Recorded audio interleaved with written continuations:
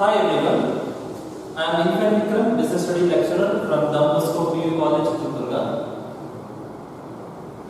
This is our 7th session. In the last session, in the 6th session, we concluded the first chapter, that is management, and had a recapitulation of all the concepts we learned in the first chapter.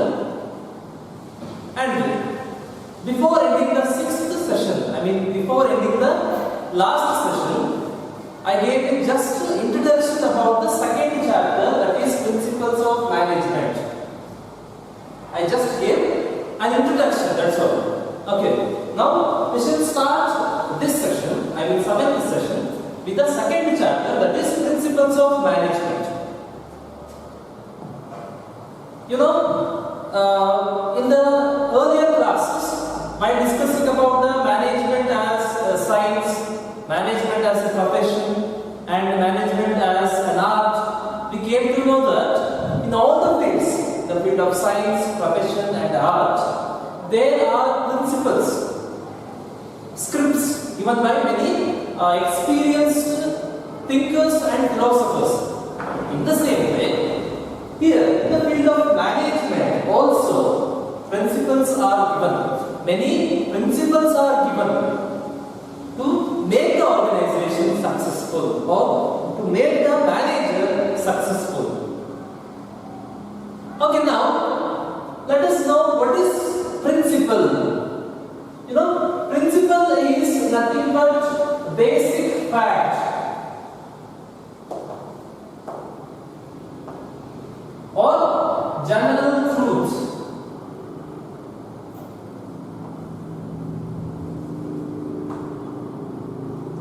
Okay, principle will be considered as a basic fact or general truth. Why it is so?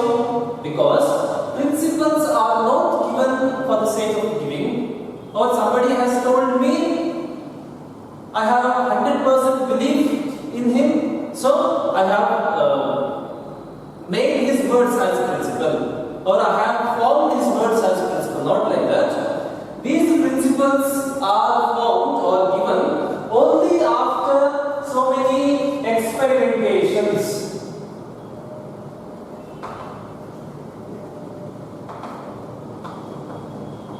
And only after so many tests. And only after considering experiences of many experienced persons. Experiences.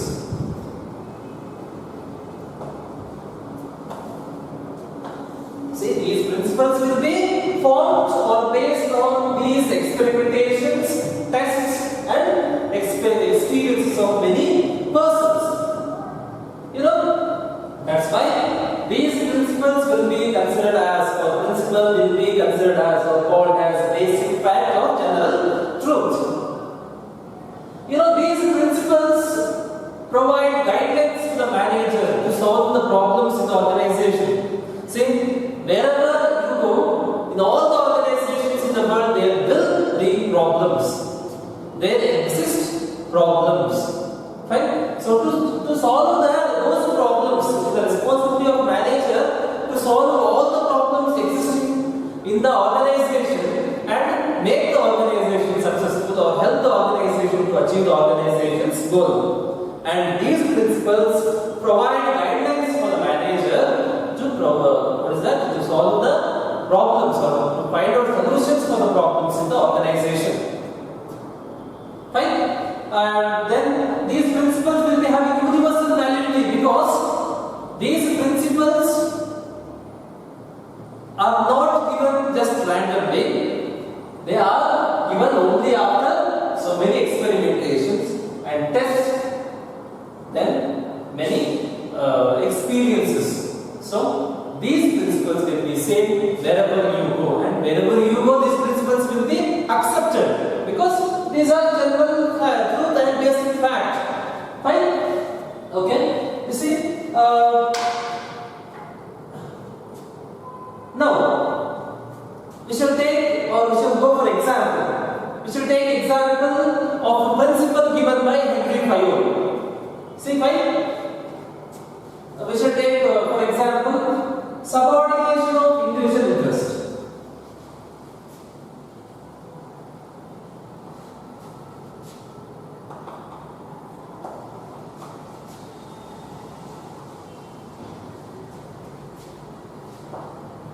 individual interest to general interest.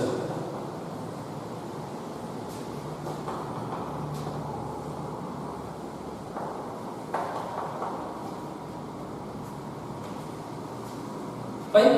This is the principle given by Henry Fayol. This is the one of the 14 principles given by Henry Fayol. See, assume that there are many clashes among the individual goals of an organization. See, common individual goals will be, some will be having goal of getting promotion to the next level in the organization.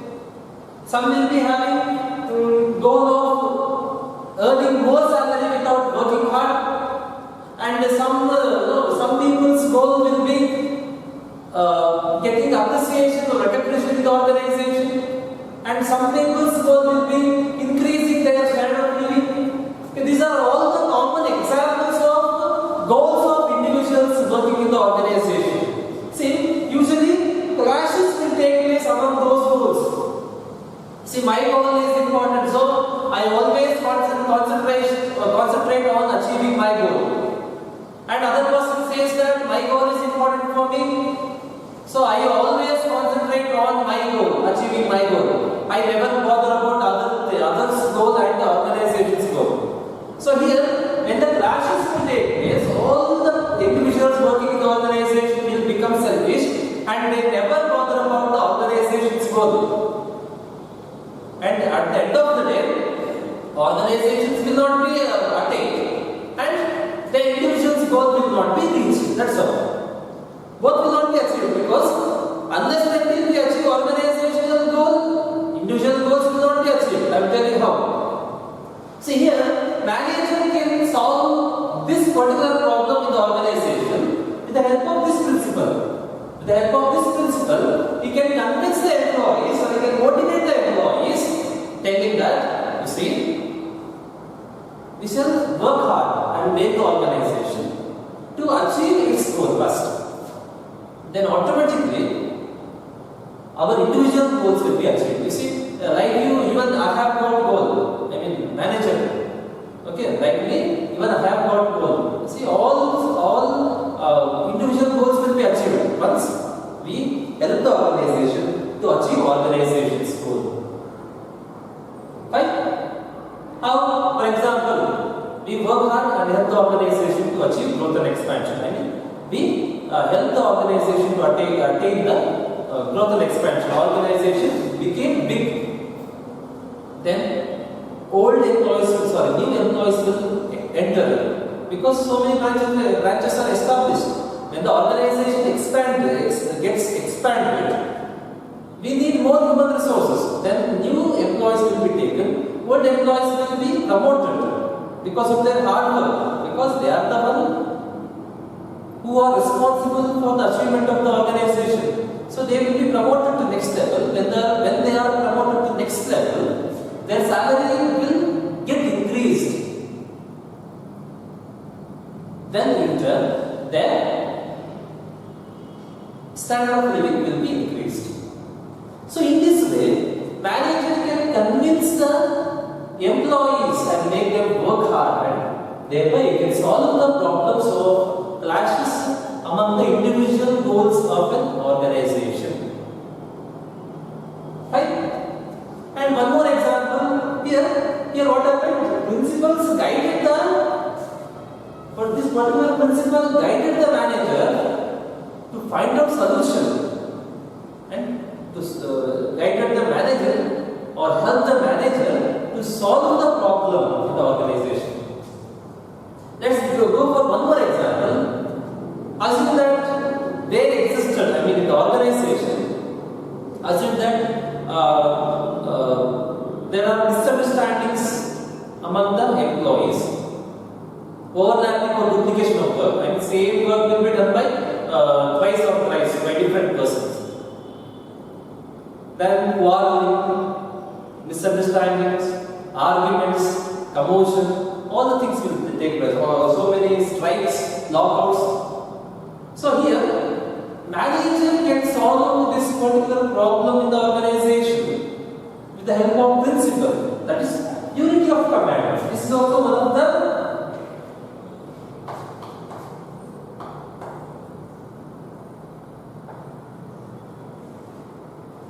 This is also one of the principles given by one of the 14 principles given by Henry Fayol. See, this principle says that there should be only one leader or only one head for a particular group, or particular division, or particular department, or particular team. There should be only one leader. Because when there are two leaders, I mean, egos of two persons clashes, right? See, members, assume that in the team there are 50 members.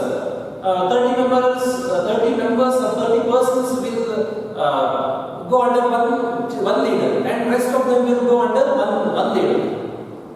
And the proposal by one leader will not be accepted or welcomed by the other person, because if the second leader accepts the proposal of first leader or ideas of first leader, his ego will be hurt. Okay, fine. There starts quarreling, misunderstanding, no arguments, unnecessary arguments, and works will not be completed on time. They will think the other group will do the work. The other group will think this particular group will complete the work. At the end of the day, no one is going to complete the work. Organization will be affected. Organization will complain. It will be lost. Okay, and the major result will be strikes. Lockouts will take place. And so, this principle suggests that there should be only one leader. Okay, when there are misunderstanding, duplication of work, strike, lockouts, quarreling, those things, manager can solve or convince the employees that there should not be more than one leader in the team or for a department or for a group. There should be only one head. So you can solve by following this principle. You can solve the problems in the organization.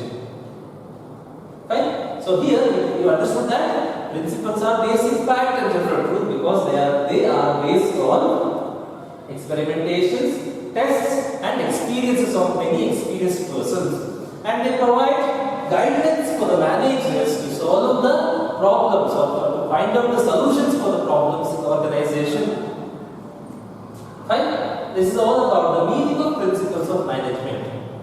Okay, I assume or I believe you have got some idea about the principles of management, and of course you will get more idea about the principles of management, or you will get more understanding about the principles of management when we learn about the features of principles of management, or characteristics of principles of management, or nature of principles of management, whatever it may be. Almost all the terms carry the same meaning. Fine? Okay, now we shall pass on to characteristics or features of principles of management.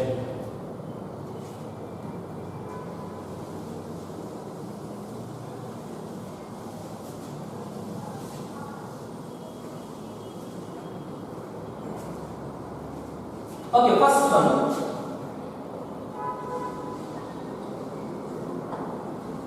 Universal acceptability.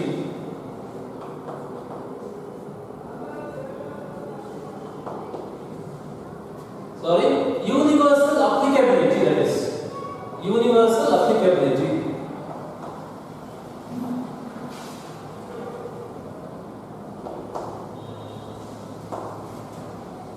I mean, this statement says that how the management is compulsory for all the organizations in the world, how the planning, organizing, staffing, controlling, these functions are universally applicable to all the organizations in the world, irrespective of their nature, role, their place of establishment. How these functions and management are compulsory for all the organizations in the world in the same way.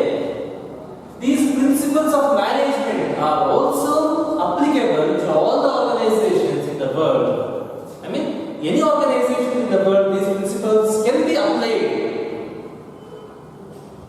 Okay, we cannot say this particular principle is applicable to only organizations in India. This is not applicable to organizations in the US. We cannot say it is applicable to all the organizations in the world. But percentage maintaining is a particular principle. What is that? Subordination of individual interest to general interest. This principle can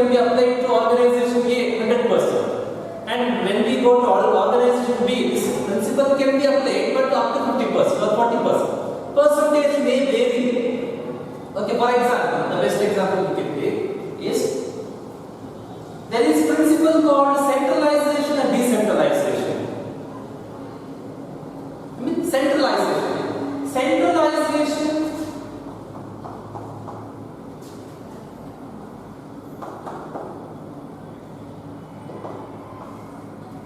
Centralization means here in this centralization case all the powers will be vested in few hands.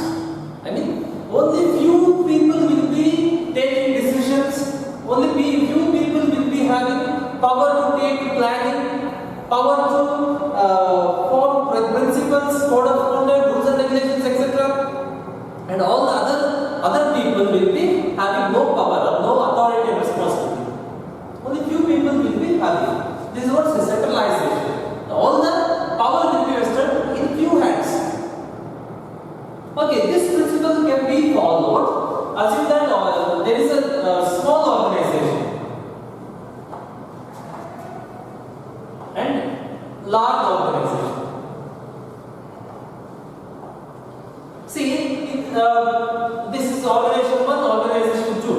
In this, when we come to organization 1, this principle, the principle of centralization cannot be applied to 100%. Can be applied to 100% because there are only few employees and only 1 or 2 managers. This principle can be applied 100%. Fine? Because there are only 15 or 20 members in the organization.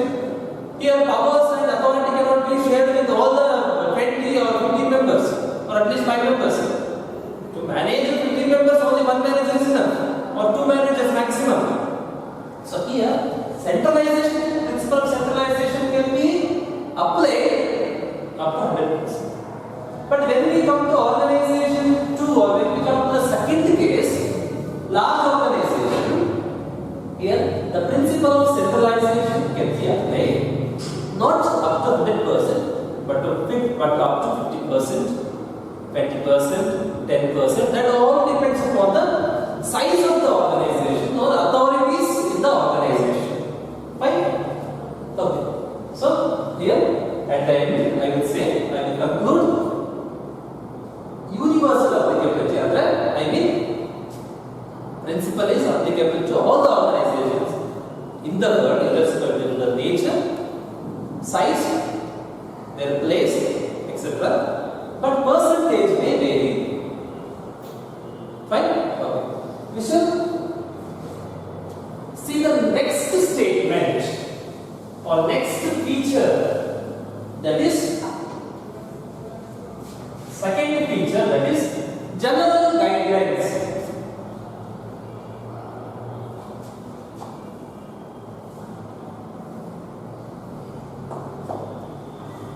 See, this statement says that these principles provide general guidelines to the manager. I mean, general guide the managers to take sound decisions, to find out solutions for the problems in the organization. See, the meaning itself I told you, this statement, right? See, for example, assume that there are clashes among the individual goals. I will take the same example so that it will be recapitulation for you. If I go for different example, you may be confused, right? So I will tell the same example that is told in the meaning, right? Okay. Assume that there are clashes among the individual goals of the organization. Some people or some individuals will be having goal of earning more profit with less hard work. Some individuals will be having goal of increasing their standard of living. Few individuals will be having goal of getting appreciation or recognition in the organization. So here clashes will take place.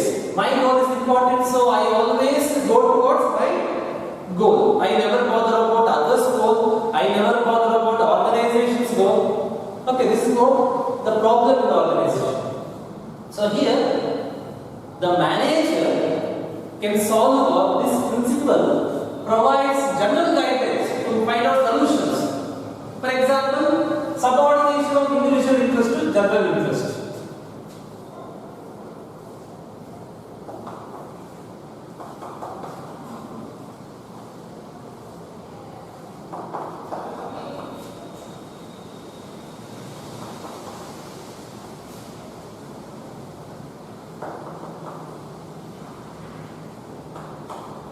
See, this principle, this particular principle given by Henry Fayol provides guidelines to the manager to find out solution.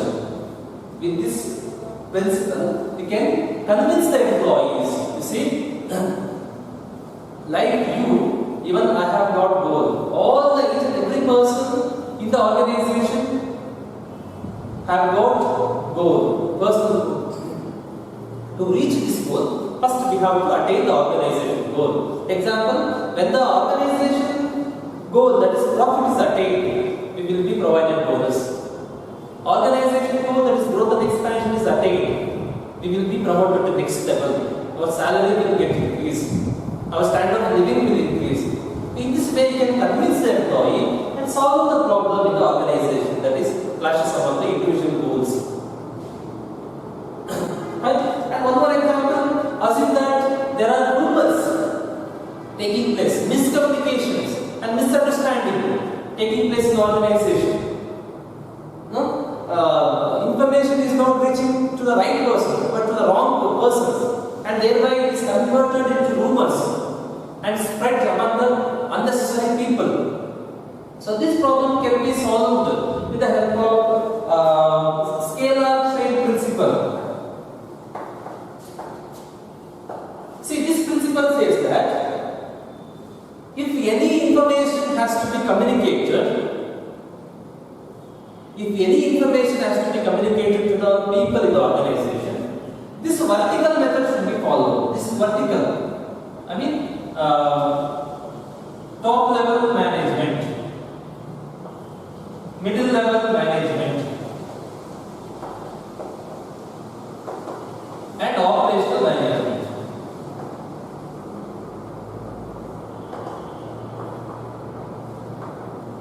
Any information has to be followed. This vertical path or vertical way should be followed. Here, in this way, communication has to be communicated or passed. Information has to be communicated. Fine?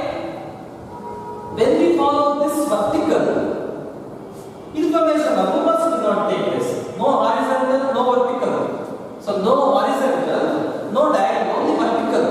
So here, with the help of this principle, or this principle provides guidance to the manager to solve the problems of rumors, miscommunications, misunderstandings, those things. Right? When we follow this principle, right information will be communicated to right person. Only that particular person who is supposed to get the information will get, not other persons. So, fine. And if we are going for one more example, assume that there are overlapping of work or duplication of work and misunderstandings, arguments, quarreling, those things. The principle, that is unity of command.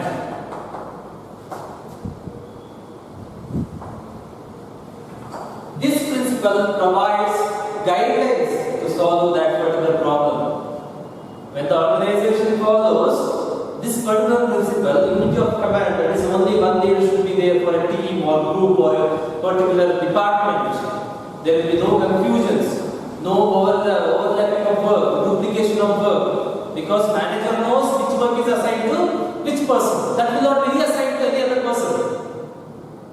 When there are two leaders, he will assign the same particular work, purchasing raw material to person A in this group, and one more leader will assign the same work, purchasing of raw material to one more person in this group. Where overlapping or duplication of work will take place. Here that will not be taken place, or that will be avoided. So here, do you agree? Principles provide general guidelines to the managers or higher authority or proprietor or maybe the organization. Fine?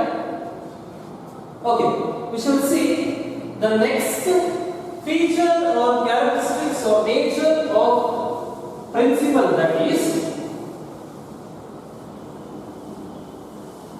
flexible. Third one,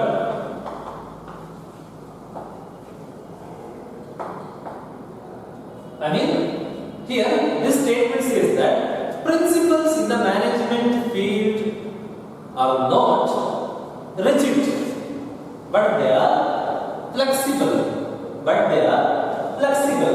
I mean, these principles can be modified according to the demand arises or need arises, or according to the situation arises. For example, we shall go for the same example, that is scalar chain.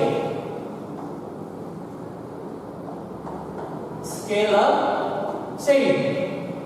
See, this principle says that communication, the path of communication only through vertical path.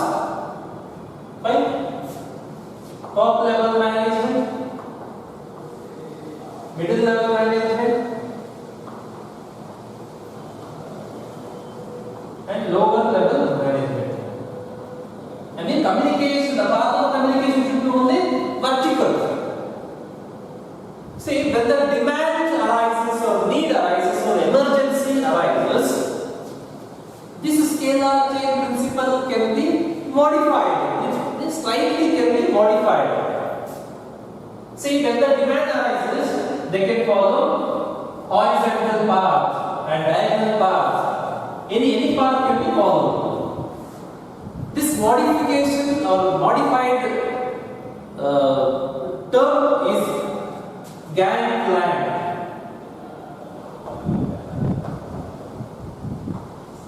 See, this modification is called Gantt plan. When the emergency arises, when you assume that the important information has to be communicated to everyone with a short time or within no time, we cannot go for scalar chain principle. This principle can be modified to Gantt plan. I mean, any path can be followed, not only vertical, horizontal, diagonal, everything. All the paths can be followed to communicate the important information in emergency cases. Fine? See, one more example. There is a principle called centralization and decentralization.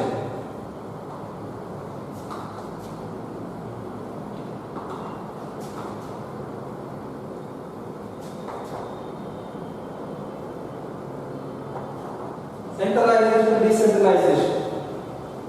See, here this principle, when the organization is very small, having only few employees, this principle can be followed. Centralization up to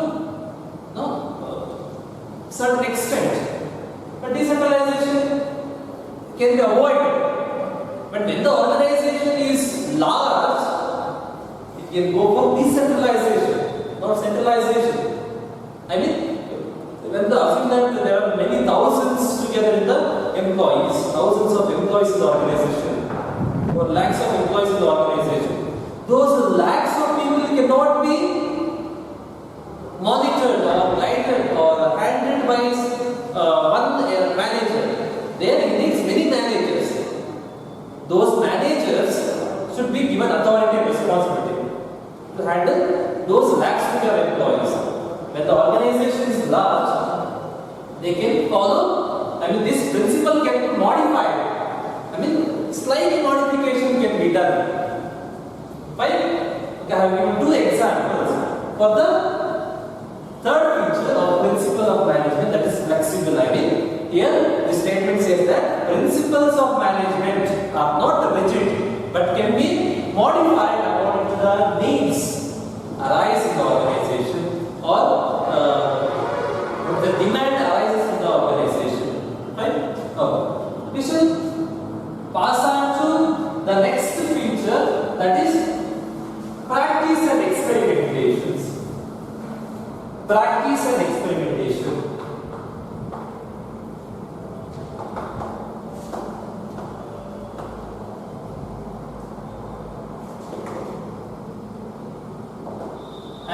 As I told you in the meaning itself, these principles are formed by practice and experimentations. These are not just given randomly. See, somebody has told me this information, I have complete belief in him, so I have made his words or his statements into principle. It is not like that. These principles are given after so many experimentations, tests, and after considering many persons' experiences. See, for example, principles unity of command, scalar chain, then centralization and decentralization, subordination of individual interest to general interest. These are all the examples of principles. These are the principles already practiced in many organizations in the past, and success rate is recorded. Merits and demerits of the particular merits and demerits of all the principles are compared. After comparing, these principles are established. After making sure that these principles really guide the organization to achieve its goal. Okay, fine? Okay, we shall pass on to next principle, that is cause and effect relationship. The next feature of principle is cause and effect relationship. Effect relationship. I mean, these principles give cause and effect relationship. See, particularly unity of command. What is the cause of establishing or forming this particular principle? See, in the past there existed arguments, misunderstanding, commotion, quarreling among the employees, groupism. These are the causes for establishing particular principle, that is unity of command.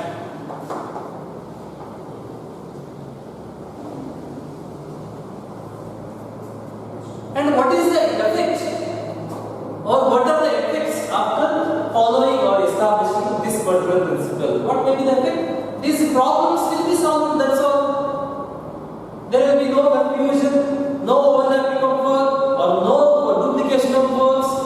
Then all the works will be followed systematically. The manager will be following his responsibilities without fail. Then at the end of the day, the organization will be successful, or organization will be able to attain its goal. Fine? Okay.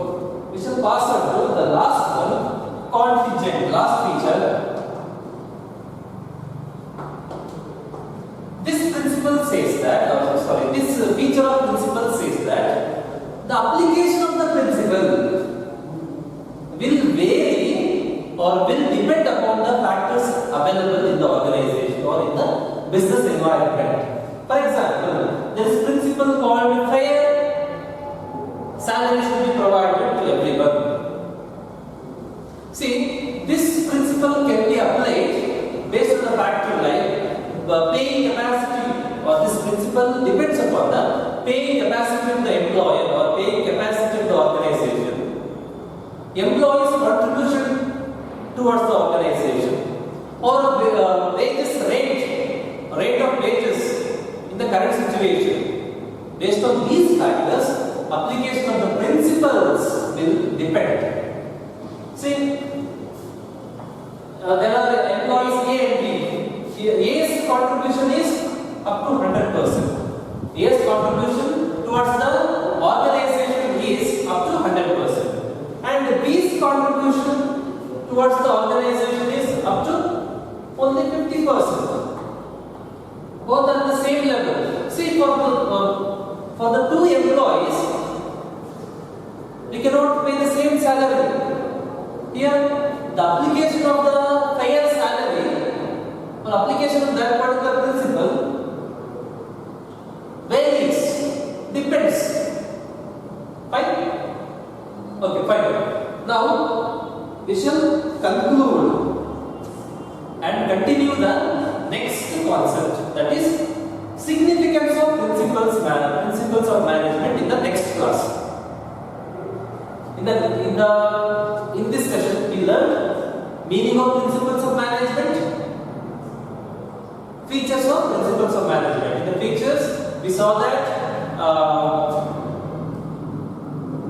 principles provide general guidance to the manager. Then these principles are universally applicable. Then these principles establish cause and effect relationship. principles are contingent, and also the last feature is these principles are flexible. Fine. Okay. We shall conclude this class and continue the next concept in the next class.